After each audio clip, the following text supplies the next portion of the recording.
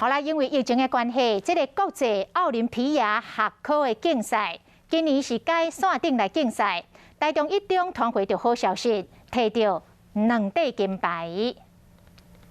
你一首诗需要的格律会不一样，它规定某个声音要是长的，某个声音要是短的。那其实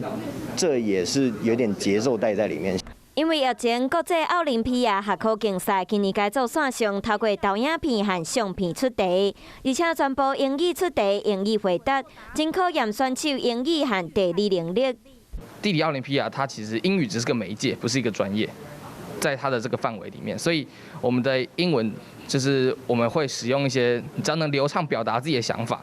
然后让那个改考卷的人看得懂你的想法，然后有层次的用一些转折语境、有层次的论述。今年能够为国家争取到2面金牌，我觉得非常的开心。